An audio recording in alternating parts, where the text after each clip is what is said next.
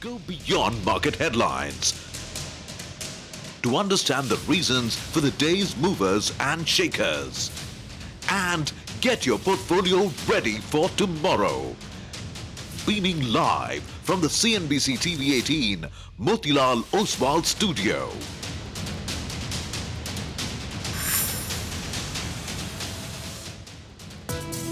Nikkei, it's up over 1%, and the Taiwan index too is holding in the greens. We need to take out 25,317 levels, which is the high of the week. 25,260 on the Nifty. It's up, but up small. 82,840, 850 on the Sensex. More than half of the stocks expect earnings growth to be over 20% CAGR over the next 2 years. The Nifty, after hitting highs of in excess of 25,400 in today's session, has cooled off. Mega 25,000 crore rupee proposed share sale through a qualified institutional placement or QIP. Good uptick that we're seeing in the frontline indices. The Sensex is also trading with gains of around 0.6%. Well, that was the day so far. Hello and welcome to Closing Bell. We are coming to you live from the CNBC-TV18 Motilal Oswal studio.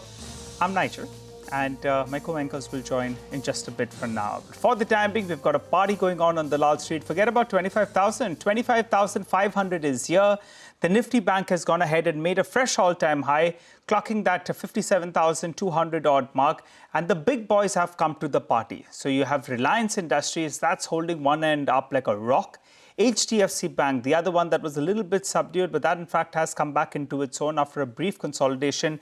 And just take a look at that nice trending up chart is what you have on HDFC Bank. And pull up a couple of other names as well that are just coming into play. Eternal, that stock, remember, at around 225 rupees, we had made this point that there was two big global rejigs that were taking place. But there was a lot of demand coming in from the domestic mutual funds, and they were sitting on a lot of liquidity. So that nearly $1 billion got gobbled up. And after that, in fact, you've seen that the stock has not looked back currently at the high point of the day as well. Okay, also throw in there a couple of other names. You have Ultratech Cement that's now up close to 2%. ICICI Bank as well as higher. So short point being, today is a good trading session, though you'll wonder, my portfolio is not looking so good. The problem is that the number of stocks advancing as well as declining, they're not reflecting what's going on the headline index. So it's been a bit of a switch of roles today. Breadth of the market, pretty much okay. Headline index zooming away. Mitesh Thakkar joins us on the show. Mitesh, is this the moment? Is that now are we gunning for higher levels since we have taken this out decisively? I'll tell you what, Mitesh, the observation of the last few days was the bears were getting very, very confident. They were writing calls. A 25,300 call was getting written a lot. And once you saw the 25,400 mark getting decisively crossed, it appears, there have been quite a bit of the short calls that have got covered. Your take? Yeah. So, Nigel, my understanding is that, getting past 25,200, 250 yesterday suggested that we might test 25,500. We've just done that. And there's no sign of weakness as yet. So, good chance that we might see an extension. Players who want to enter afresh would wait for an intraday decline, but otherwise, people who are holding it out should just trail their stop loss to about 25,360 odd levels, and 25,750, 800 is the next target area. So stay positive on the indices. Even the Bank Nifty, has managed to get past 56,800, so that's a positive sign, and Bank Nifty could head towards 57,500 as well. Okay, got it. All right, that's a positive sign. Agreed, Mitesh. What about individual stock calls? What's on your radar? I have a buy on National Aluminium with a stop at about 188 and a target of around 200. And MRF, the other one, MRF is given a good reversal. So buy here with a stop below 1,41,000 and target of around 1,43,500. Got it. Yeah, it's a 1,40,000 stock. Wow. Thanks a lot, Mitesh, for joining in and filling us in with those details. But, it's the afternoon, so let's focus on a drink. That's United Spirits. It's in focus. Kotak Securities has written a bearish note on the stock. Teetotaler Mangalam joins us to tell us more about that note. Mangalam, they as well are not having a sip. They are not having a sip because the tipple has gotten a little expensive as per them, and that's thanks to the Maharashtra government increasing the excise duty after so many years. And that's exactly the risk that they've put back on the table for all these stocks. So if you look at it, it's the first brokerage that has finally put pen to paper, done analysis on how prices are pre and post the excise duty imposition, and they've determined that it's a 30 to 45% increase in retail price for popular lower prestige and mid prestige segments. How much do they account for their overall sales? For Maharashtra, it's about 11% of sales value and 13% of volume. Overall, Maharashtra is an important state for United Spirits when it comes to revenue and EBITDA contribution. So Maharashtra accounts for nearly 16% of their sales, of which 11% comes in from these categories where the prices have risen by 30 to 45%. Importantly, for the upper premium and luxury segments, the prices have not been, increased by as much. In fact, it's between 0 to 8%, but there is a big volume dent that they expect. But beyond that, they believe that, this reintroduces unpredictability around policy, and that is where they've, gone ahead and cut their EPS estimates for the next 3 years by anywhere between 3 to 6%, and they've cut their target price as well from 1575 rupees to 1475 rupees. The important triggers to track from here on. Delhi is due for an excise policy. Will that be in favor or not is the big question. Then there are Bihar elections in November 2025. Remember, Bihar is a dry state right now. Post that, will there be a change in thought process out there? And thirdly, the formal implementation of the UK FTA is something that the industry is awaiting. So, there could be mild positive triggers right now, but unpredictability definitely back on the table. Got it. All right, Mangalam, thanks a lot for that. Sudeep Bandyopadhyay, Group Chairman of IndiTrade Capital, joins us on the show. Hi, Sudeep. What's your view? Kotak not too optimistic. Mangalam says the peg got too stiff. What do you think? Will you be looking at this dip to get in, or you rather stay away? Well, I'll rather wait, Nigel. I think, as Mangalam was listing out, I also believe there are many moving parts, and one doesn't know which way things will move in the near future. Look, valuation is also not really cheap. It is valued reasonably well. And at this stage, the margin of error is very limited. So I'll rather wait out. Got it. All right. You'd rather wait out on that particular one. Let's focus on a couple of other stocks then. Sudeep, I wanted your view on Eternal. The stock, I was mentioning this earlier as well, and I think a month or so ago I pointed it out on the channel in the morning, that there was going to be a rejig in that one particular week, if I'm not mistaken, 3 weeks ago, and there was close to around $850 to $900 million of selling. But the point was that the domestic mutual funds, well, they were very, very active in the counter. They were sitting in a lot of liquidity as well. And all of that got absorbed. And in fact, by the end of that week, from 225, the stock ended at around 235 with that sort of selling. That told you there's a lot of interest in the stock. But at around 265, what do you think? We know the kind of usage is just going up, but valuations, profitability, what would you think? Well, Nigel, a couple of things happened. One is, as you rightly said, the company had announced that they will focus on growing the business, particularly the quick commerce, which will require a lot of investment. And they were very clear that the profitability will take a hit in the near future. So that was an announcement which market, of course, understood, but there was some correction. And then, of course, came the fact that they talked about limiting the foreign shareholding to 49% to ensure that the business can grow in a manner they wished.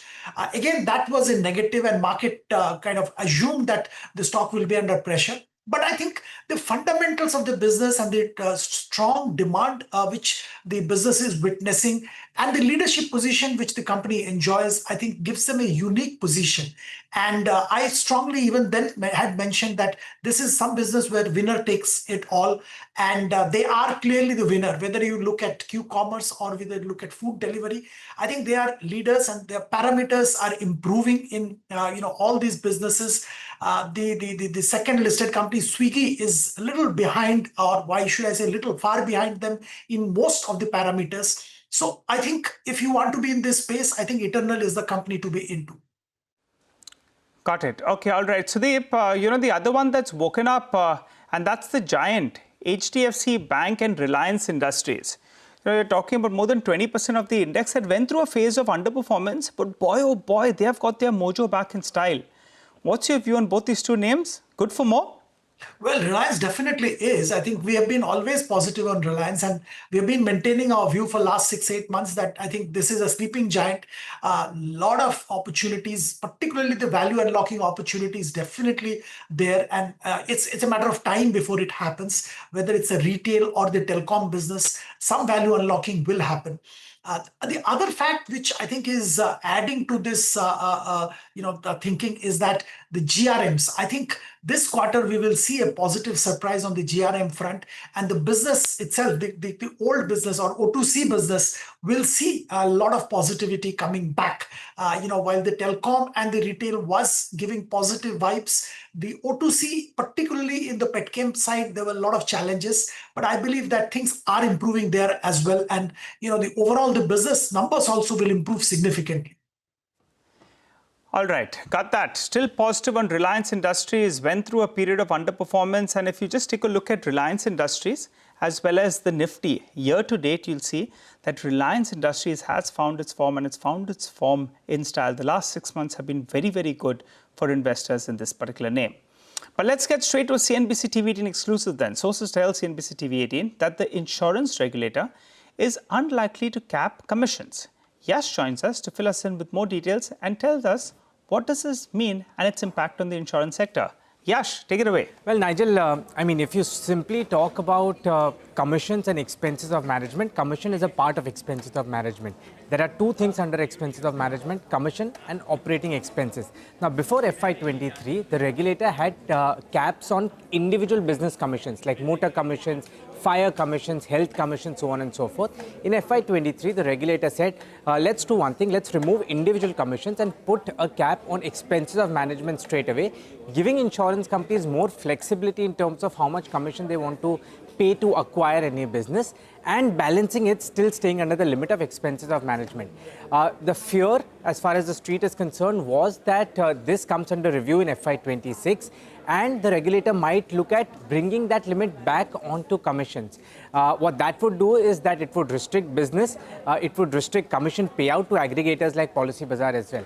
What we've been given to understand from our sources is that the regulator believes that policyholders have been benefited through limits on expenses of management, and hence, purely from that point of view, there is no need for that policy to change, which means for the limits to come back on commissions from expenses of management, which means the regulator believes that the limit on expenses of management should continue as they are today. What that does, of course, it gives more flexibility to insurance companies to pay how much commission they want to acquire individual businesses.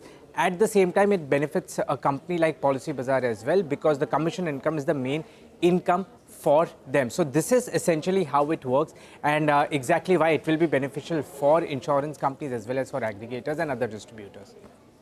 Got it. Okay, all right. Yash, thanks a lot for joining in and giving us that quick take. Sudeep, any view on this one, PB Fintech? I think, we like the stock. In fact, the business is solid, and core business is growing rapidly. And the potential, of course, is humongous. They are in the right spot at the right time. The only, the issue which still bothers me is that investment in the healthcare space, which probably they could have avoided. And I'm not sure the logic and the rationale behind that still. They are talking about, limiting their investment and a whole lot of other things. But in spite of that, the logic of that still kind of is not easily digestible. That's the only niggling worry. Otherwise, business is strong. Got it. All right. Sudeep, I wanted your view on the cement stocks. And the one that I'm going to talk about is Dalmia Bharat.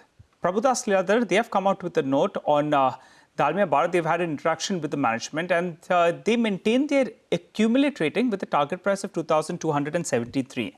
They are valuing the company at around 11 times on a forward EBITDA, so 11 times EV upon EBITDA. Let's run you through the rationale. They expect Dalmia Bharat to actually be a big beneficiary of the higher prices in South as well as in East India in the first half of this fiscal. And they have broken it up into various aspects. So point number one, on demand, they say volume is expected to take a hit in the first quarter. That's because of the sluggish demand, especially in East amid the monsoon. While southern region, demand was a little bit better than East, but now it's getting affected because of the monsoon as well as flooding in various regions. That's point number one. Point number two is the good part with pricing. In East as well as in South India, pricing is higher by around 12 and 35 rupees a bag. This is in comparison with the average that we saw in Q4. So even after the recent price pullback that we have seen in the month of June, cement prices are still up by 10 to 15 rupees higher in comparison to Q4 FY25. Point number 3, what does this mean in terms of an EBITDA per ton? They're saying the improvement in near-term performance is likely to be led by higher pricing and flattish cost structure. This in turn would mean that the EBITDA per ton improves by around 200 to around 250 rupees on a sequential basis from the levels that we saw in Q4 FY25. So that's a big thumbs up out there. Pricing is going to play its role. Costs are more or less flattish. Big uptick in terms of EBITDA per ton. They're also saying in a longer term, the management is confident of achieving cost savings of around 150 to 200 rupees per ton. That's by FY27. And the few factors that they've laid out is improving their renewable energy mix and also reduction in logistic costs. So that's the longer term plan in terms of cost reduction. Finally, on capacity addition, they've already announced 6 million ton expansion at Belgaum as well as in Pune. The capex they've laid out is around 3,500 crores. And this is expected to be completed by the end of FY27, which by that time, the total capacity will move up to around 55.5 million tons also. Put all this together, Dalmia Bharat, one of the big gainers today. Sudeep, what do you make of this one? Dalmia Bharat went through a big price correction, but now in fact, it's getting its mojo back. And as PL Capital has mentioned, all those factors, favorable pricing, demand not so great, but input cost flattish. They like it. Your take? Yeah, absolutely. I think overall cement, we have been positive, and particularly the leading cement companies, we are holding our positive view. And PL is absolutely right in terms of one particular factor, which is the cost. I think the cement companies have achieved commendable cost control, and the expectation of costs going up is very, very limited. So in a scenario where the demand is increasing, and believe me, it will keep increasing. Q1 is a monsoon season, so obviously demand is slightly sluggish in different pockets of the country in Q1. But going forward, demand will significantly move up. So the pricing power, which is already back, will be even more. And with that pricing power, costs being flat or even coming down going forward, I think the EBITDA margins will keep increasing and demand is increasing. So obviously they're going to have good time. Yes, Dalmia Bharat still can move up about 10% from here. That's what we believe. And of course, our pick has been Ultratech Cement for quite some time. And we maintain our view that, if you want to be in this segment, be with the leader, which is Ultratech.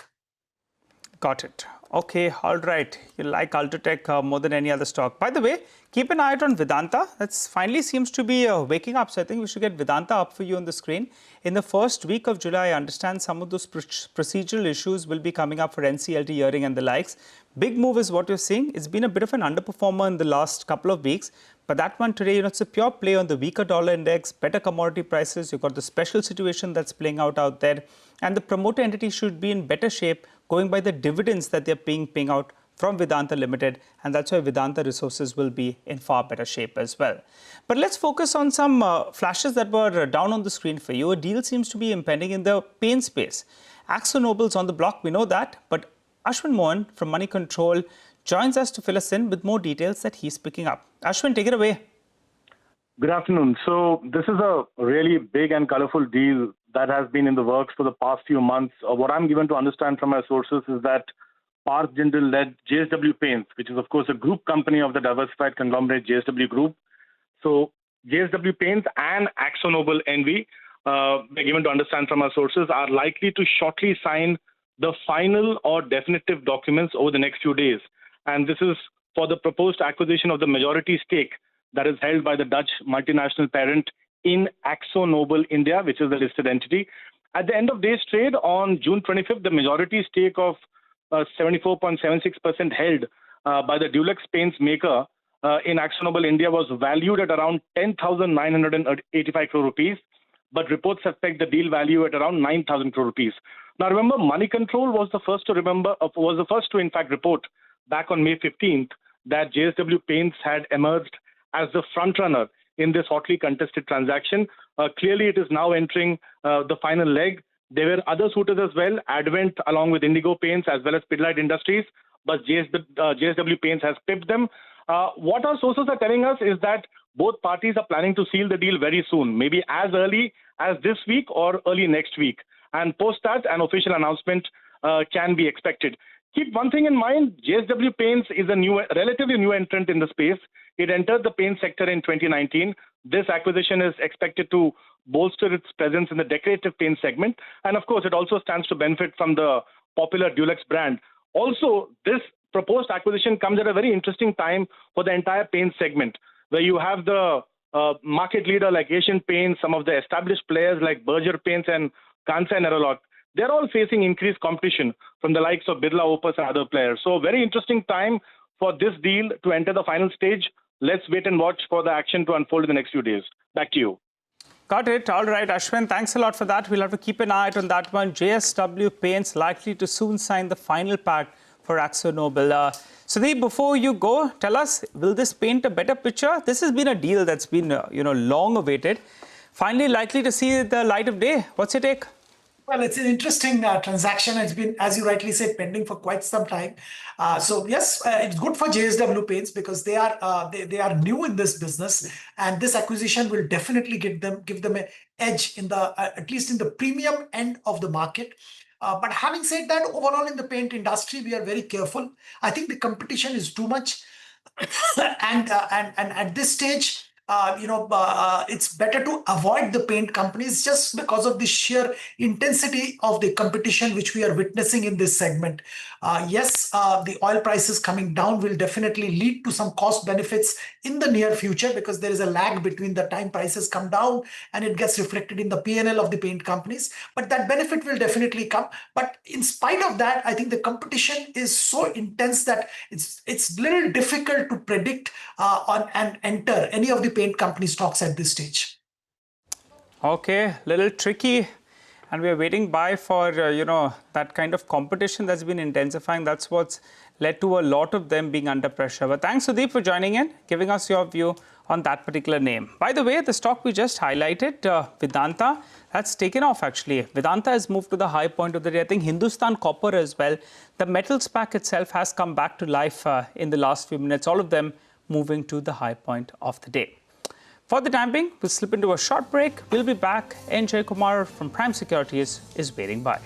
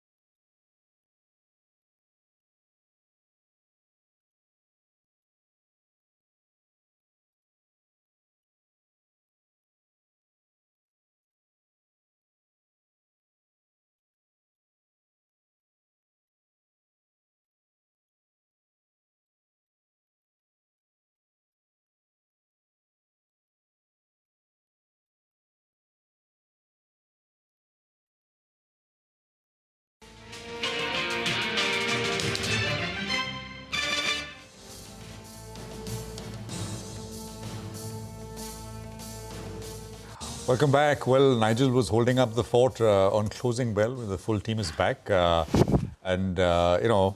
Good-looking screen. 250 points on the Nifty. 25,500 is where we are at. So actually, I mean, we're plateauing out a little bit as we speak. But, I mean, can't complain. For the week, by the way, we're running at about 1.5, 1.6% of the Nifty so far.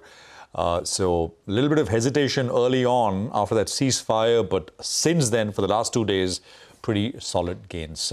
N. Jaykumar is now with us. He's Group CEO and Managing Director at Prime Securities. Jakes, good afternoon. Great to have you with us here. Thanks very much for your time. You know, let me, a slightly convoluted question, if you will permit. You know, you got this Springboard initiative, right?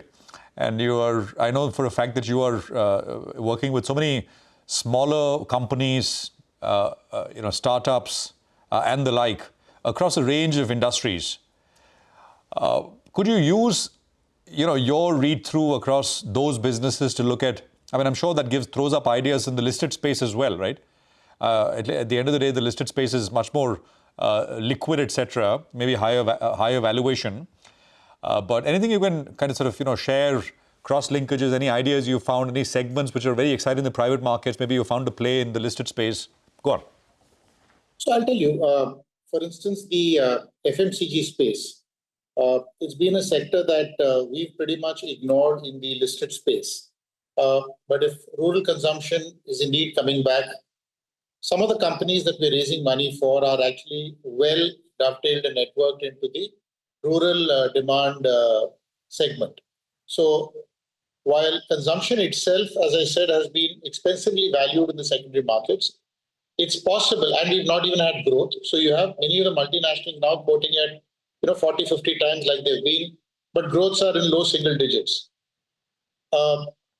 If you just move to the unlisted space, you'll find a lot of very good opportunities at 2 to 3 times top line, growing at 30 to 40%, and occupying a niche which one fine day will end up in them getting consolidated and being bought into by some of the big guys. Because in the 0 to 50 crore kind of range, there aren't too many product categories that are being nurtured by the existing, the bulge bracket FMCGs, if you will.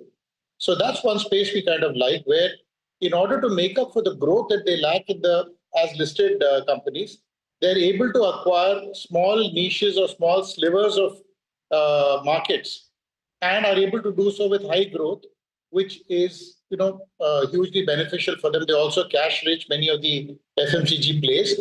So a combination of being cash rich, not having the ability or the inclination to nurture small companies, and then getting to a stage where, let's say, these companies are 50, 75 crores in top line, sometimes even could be 3 digits and above. They become very ideal candidates for the sort of agglomeration or consolidation that I talk about. So that's one thing that makes us want to go for FMCG spaces in the unlisted, but that's not a space that we actually look at in the listed. That's not a space we look for in the listed peers. So that's one paradox I can sort of straight off the bat talk about. I mean, and here valuations are much more reasonable as compared to if you want to buy FMCG in the listed space, right? As you said. So the way that happens is folks typically, or investors typically pay up for growth. And if you don't see growth in the secondary markets, whether it's, other than passive funds or index funds who actually need to deploy something in the FMCG space as a diversification, anybody seeking growth is not coming to the FMCG space today. They will do so in the unlisted space because that's where you get growth. Maybe you got to pay up a little more for growth. But if the company actually comes good, then that could potentially be a multi-bagger in the unlisted space, as long as the final fling, which is either a listing or a consolidation with a listed peer, can happen. Many of the names that are today listed in this space came from being unlisted, where people paid for growth. So that's something that I can talk about. Okay. So perhaps when it comes to FMCG, unlisted better than listed. Jakes, hi, great to have you on the show. Just, an overview overall on what you think of the market as well. We've just been discussing this internally. The markets have managed to climb all walls of worry, tariffs, bombs, nuclear, this, that, whatnot, marching higher.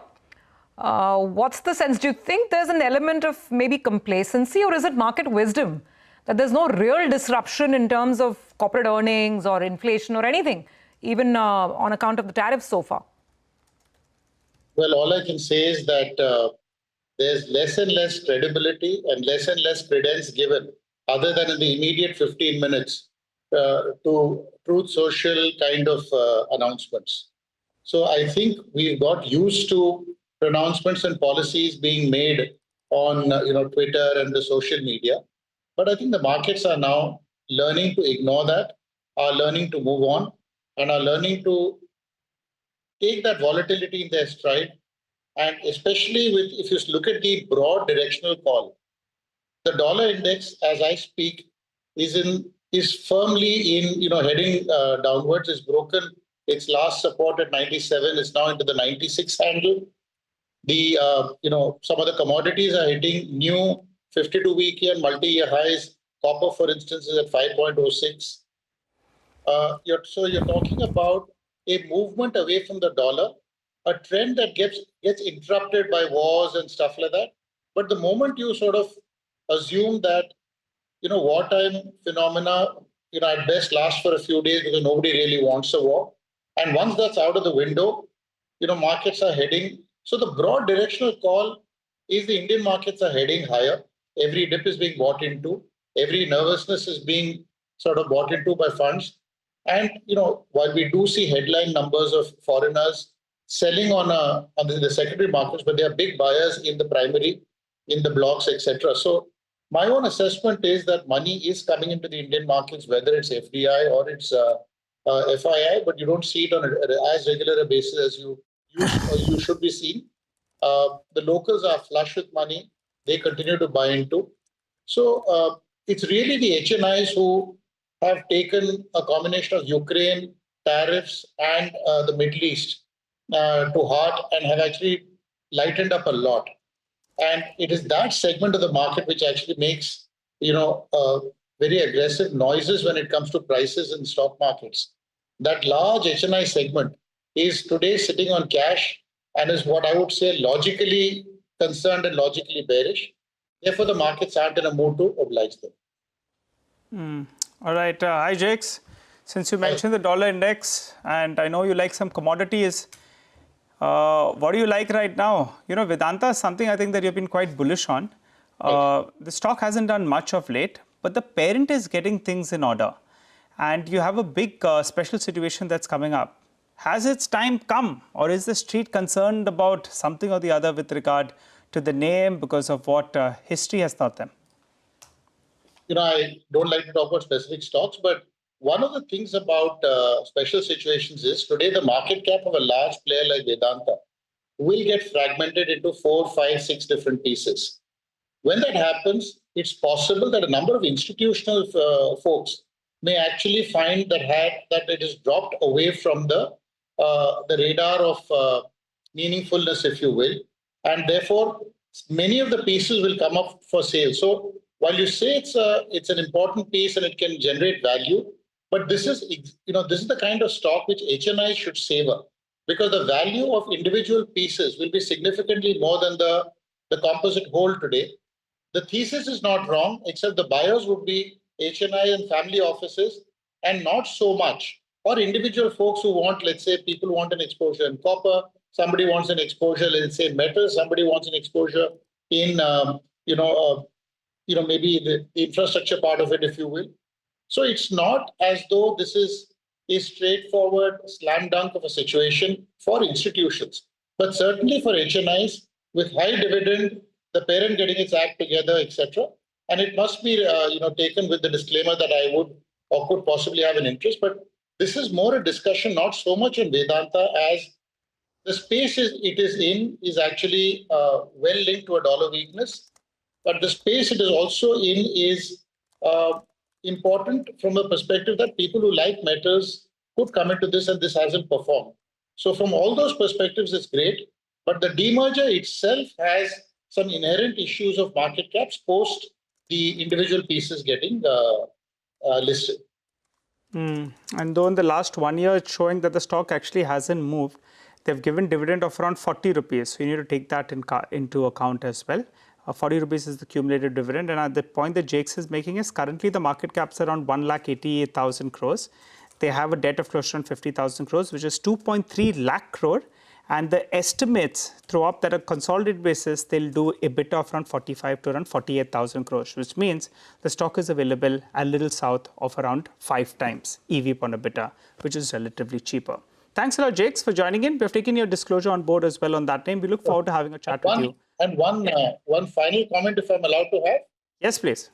When I got into this, I think I heard Prashant talking about a good-looking screen. I was almost blushing when I said thank you, and I realized he wasn't talking about this. Oh, that's a but Jakes, you're on screen. We're on half split screen. I can say it now. This is fishing in troubled waters. I'm going to be in trouble. I'm just going to tell the director to come in there. If anything, let's get Surbi on the screen. It's a great-looking screen, gentlemen. And on that optimistic note, thank you so much, Jakes. Have a great weekend, Have a great weekend. You too. Have a good weekend. Thank you so much for joining in. Let's quickly take a break on that note. Markets continue to have a fantastic session. Look at the Nifty gallop away, 25,500 plus. And now there's momentum. The last little spike is also coming through. We'll take a break, come back and get you more.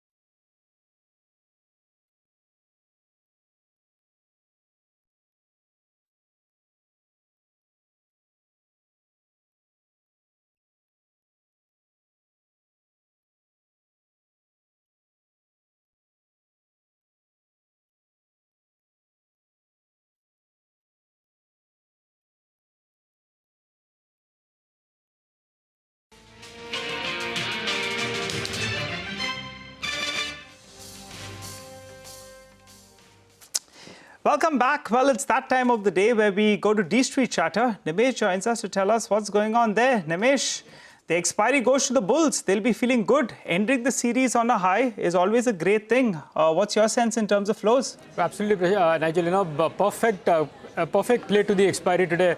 Nifty is up more than 1%. Technically, too, we've been now closing above the very important resistance of 25,350. So clearly, it looks like there is a breakout now on the Nifty, and that can take the Nifty further higher. That's the sense I'm picking up. Flows won't matter much today, Nigel, clearly because of the expiry. So could be all over the place. But from a directional point of view, I think it's the OMCs which are again well bid by the large institutions. You would be an happy man because both some of your sectors are doing good today. Cement is buzzing, so is metals as well. So big moves on those sectors, so to speak. But again, looks like more of an expiry kind of a move. For cement, though, the street chatter or the market feedback is the next big trigger for cement could be the GST rationalization. So if that has to happen, that could be a big trigger for cement stocks. Again, from a direction point of view, I guess there are last couple of days left for the Ps and promoters to sell stake. Post that, I guess the focus will move back to the secondary market stocks. So maybe that also explains in the last couple of days the broader market stocks have started performing, and a lot of mid-cap and micro-cap stocks have started seeing big moves. So that's the kind of feedback. But clearly, the expiry seems to be for the bulls and above the breakout levels. So it looks like this momentum can continue. Okay, well, Nimesh, thanks for that. In terms of specific stocks, what's the buzz? Well, the first stock is Zomato, which is eternal. Again, it's been long pending, but looks like that block is finally coming in Zomato. Remember, as I've been saying, these are the few days left for the Ps or the promoters to sell. A small stake is left over for a strategic investor that can get sold out very soon. So that's the first name. Second stock is Siemens Energy. Well, the stock has recovered from the listing lows. Today will be an important day because it's getting exited from all the indices, the Nifty Next 50, the Nifty 100 as well. I understand there will be a passive selling of close to 20 lakh shares. But at the same time, there are some domestic mutual funds who are aggressive buyers. And one specific fund has been buying aggressively in the last couple of days in Siemens Energy. So that's the second stock. The third stock is KPIT Tech. Ever since the company announced a mid-quarter update, which is a bit weak, the stock has been under pressure. But for the last 2 days, I'm getting a sense of small buying has emerged from larger FIs in KPIT Tech. And the last is Varun Beverages. In a market where it's all buzzing in trade, a lot of mid-caps are also buzzing in trade. Varun is slightly under pressure today, I guess largely because of the large block offer which has been pending. So it's been indicated that there could be a large block offer, and maybe that explains a bit of softness in Varun Beverages today. Okay, all right, Nimesh, thank you very much for that. Yeah, it's really actually, if you look at the market breadth today, yesterday, of course, it was completely almost one-sided. Small cap index was up 1.5%. Today, I would say broader markets were much more stronger yesterday. Even though on the Nifty, the gains are much larger today. Look at the advanced decline. Almost overlapping. 1375 stocks are higher and about 1300 stocks are lower as well. So that is the picture at this point. Mitesh is with us with what she'd want you to do with this flourish of a day that we have on our hands. Mitesh, near-term trading ideas? So I have BTST on Nykaa. I think it's been a stock which has done well, and I've given calls on a couple of times. And now we're breaking out of the 204 half, 205 pivot. So keep a stop at 204. Look for a target of 211, 212. And the other one is BTST on Paytm with a stop at about 908 for targets of 925. Okay, all right, got that. Thank you, Mitesh, so much for all the calls and the trading advice today. We'll see you again tomorrow. With that, let's move on, putting the spotlight on some individual stocks. Now, Cummins has launched its battery energy storage systems, or BESS, to cater to the Indian market. Vamakshi is joining in with more details. This is a very hot space, Vamakshi. So what exactly is Cummins planning? Well, absolutely, Surabhi. Cummins who has been actually a leading supplier of diesel as well as gas gensets in India, has now gone ahead and launched BESS, which is battery energy storage systems for the domestic market here. Now, just to give our viewers some context, BESS is a technology that actually stores electrical energy in batteries for later use. BESS can be charged from various sources like the grid, from renewable energy like solar as well as wind, and the energy then can be discharged as far as the use is concerned. Now keep in mind that BESS is an emerging and reliable efficient tech for addressing energy transition needs in key industries such as data centers, commercial realty, manufacturing as well as mining. So thereby you can see how wide the scope of application for this particular technology is, and this bodes well for Cummins because it is a complementary addition to the portfolio. It helps in expanding their sustainable solution portfolio. So therefore, it's a positive, and resultantly the stock is up in trade. Okay. All right. Thanks a lot for that, Vamakshi. Well, let's hop across to the next source-based information we're getting. CNBC-TV18 has learned that SBI has appointed 6 investment banks for a proposed 25,000 crore rupee QIP. Ritu joins us to fill us in with more details. Ritu. Well, Nigel, that's right. 6 merchant bankers have been appointed for SBI's mega 25,000 crore rupee proposed share sale through this QIP. And we understand these 6 bankers include HSBC, Citi, Kotak, Morgan Stanley, ICICI Securities and SBI Capital, your usual high street bankers. And this comes after the board had already approved this equity fundraise in a meeting last month. Keep in mind, while this board approval for the QIP is valid for 12 months, our sources in SBI indicate the timing of the QIP will very much depend on market conditions. Also keep in mind, this is not exactly growth capital that SBI is looking for. We understand the primary objective of this fundraise is really to augment the bank's capital base. Now, SBI, if you know, its core tier 1 capital is currently among the lowest when it comes to the public sector banking peers, and the idea very much is to cushion that base. Currently, their CET1 ratio is 10.81% and total capital adequacy is about 14.25%. And our sources indicate in the bank that the internal target is to take the CET1 ratio to 12% and the total adequacy to 15% by March of 27, which is where this fundraise is going to help. Of course, we also know SBI is going to get that near 9,000 crores from the sale of its stake in Yes Bank. And then there could be the proposed NSE IPO, which if and when it happens, will also help SBI with capital. Now, if this 25,000 crore QIP goes through, it will be the first share sale by SBI in nearly 8 years and the largest QIP that we've seen in recent times. Okay, so getting ready to hit the market with that big issue. Thanks for the details, Ritu. We'll keep all of that in mind. For timing, let's go across and say hi to Ambarish Baliga, who's joining us to take us through the final leg of what's been a fantastic day for the market. Ambarish, as we welcome you in. I mean, it's such a strong move, right? 300 points up on the Nifty. The bulls are really charging ahead. So let's start with your stock pick, actually, now that the market is almost getting back to all-time highs. Right. What's the stock idea for the day? Good afternoon, Survi. My pick today is JK Lakshmi Cement. Comparatively a smaller player, but a prominent player in cement markets of North, West and East India. Consolidated capacity is about 16.5 million tons. They have 7 cement plants, 4 AAC block plants and 21 RMC plants. And they have many value-added services and products which actually contribute to about 9% of the top line. Cost optimization is what they've been doing for a while and expected to save about 60 rupees per ton in FY26, about 80 rupees per ton in FY27. And in the next 5 years, they should be nearly doubling the capacity to about 30 million tons plus and getting into the Northeast market in a big way. So that's again the other positive. So expected EPS for FY27 is approximately about 45. And with this, my target price is about 1,035. Amrish, what if they go ahead and do some inorganic growth? I mean, if they do that, that's again quite positive because end of the day, whoever is adding capacity, becoming a larger player, I think should be looked at because one, the cement demand will continue to move up, looking at the way the infra projects have taken off, the way the real estate is going. And at the same time, I don't see the capacity building actually, keeping pace. So after seeing the volume growth in the last couple of years, we've not really seen the margin moving up. So I think that's what we'll see over the next 4 to 6 quarters for most of the cement companies. We'll see the margins going up.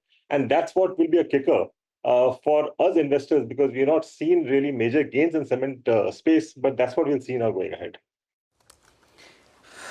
All right. Amrish, there were a couple of other positives that came out today from the broader markets. I'm not sure whether you track Lloyds Metals. It was on expected lines that they were expected to get the permission to mine more. Last year, they sold 10 million tons of iron ore. Now, this year, they were optimistic that they'll get higher, permission to mine more. And that's come about. So this year it'll be 25 million tons. But it's not a surprise because the street was anticipating that. They're given a guidance on around 23 million tons. Absolutely. Any view on this name or the smaller player, which is Lloyds Engineering Works? That will do some part of the work for Lloyds Metals. I think their order book is around 1,300 crores. Out of that, 45% is from Lloyds Metals itself. Any view on either of these two names? No, Lloyd Engineering I really don't follow too much, but yes, I mean, looking at the order book, which is again mostly in-house, I mean, I would normally not look at companies like those. But Lloyd Metals, I think at these levels, with most of the news which was clearly expected, has happened now. So I don't see too much of an upside from here. It's already, I think, closer to a 52-week high. And because of this news, possibly we could see either 100, 150 rupees more. So I would really look to buy at this point of time. Look to buy, right? Lloyd Metal. Yeah, I would. All right. So you believe bulk of the good news is in the price. Got that. You know, what supports them is the volume growth and the cost of mining. But as you said, the stock, I think just around 3-4 years ago was a 250 rupee stock, which is currently at around 1,550. So Ambarish's call is he would stay away from this name because most of it is in the price. Well, time to slip into a short break. As we do that, here's some good news for our viewers. India's business news leader is now just a click away, introducing CNBC-TV18's all-new app. Get instant access to breaking news, in-depth articles, financial world updates, all of this at your fingertips. Download the CNBC-TV18 app now from the Apple Store or from the Google Play Store, or simply scan that QR code that's up for you on the screen.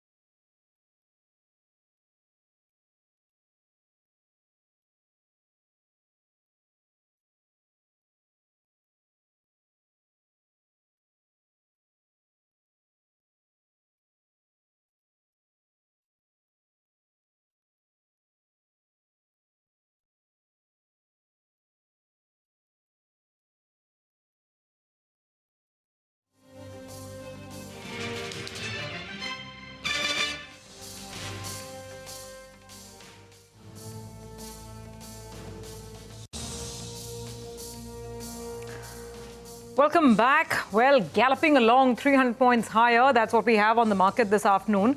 Mid-cap index a little behind the large cap screen, but the large caps are really on fire today. That's the kind of session that we have had. Amrish is still with us, and by the way, a lot of financial stocks are doing really well this afternoon. Banks and non-banks. Shriram Finance, Jio Finance, Bajaj Finance, HDFC Bank, HDFC Life, Axis Bank. It's a full green screen when it comes to financials today. Amrish, give us a pick in this pack.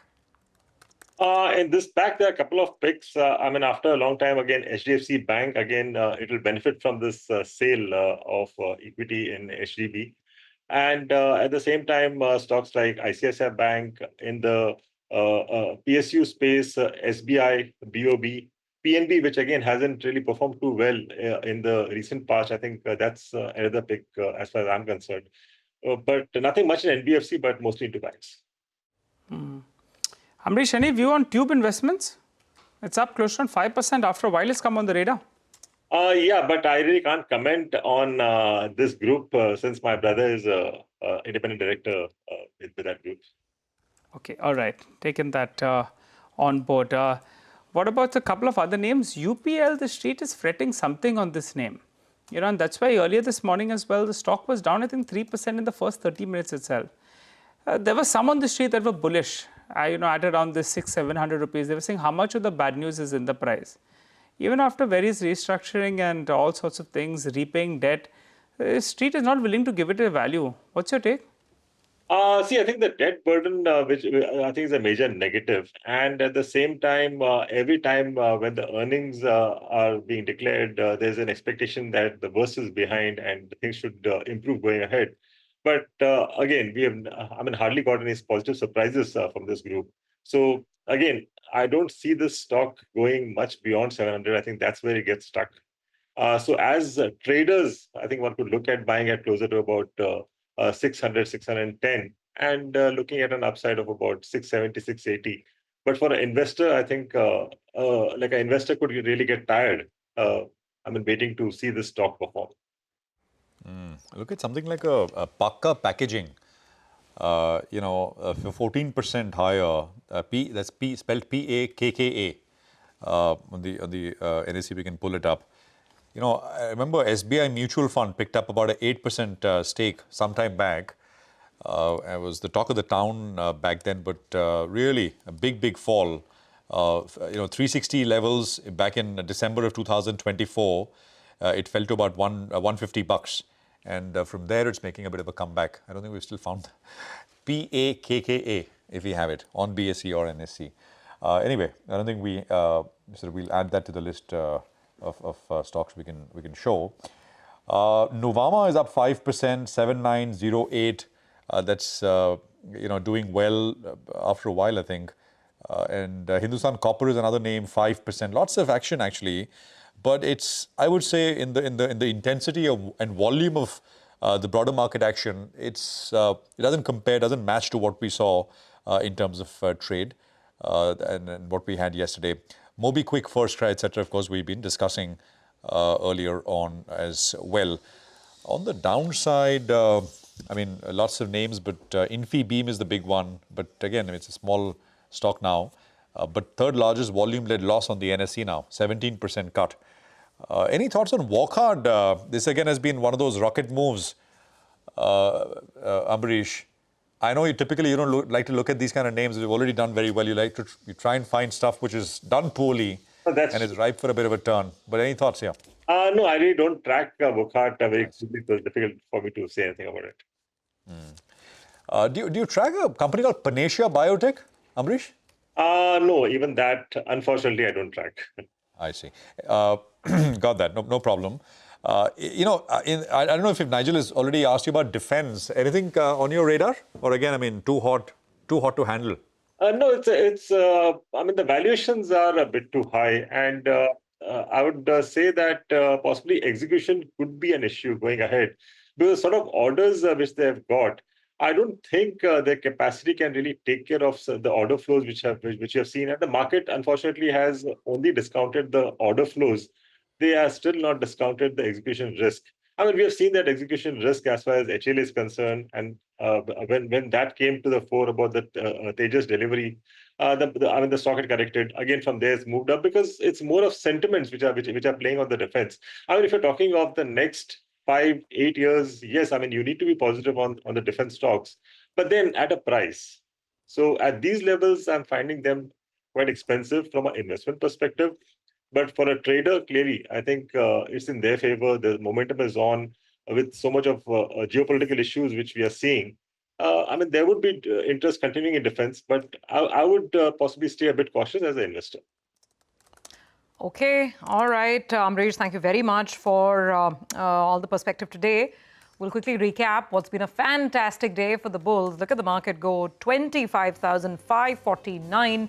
The bulls punching through the trading range, really slamming through it over the last 2 sessions. So the Nifty winners today, like we were just discussing, lots of the financial stocks are done really well. Shriram Finance, Jio Finance, HDFC Bank, HDFC Life, Axis Bank. So financials are running along.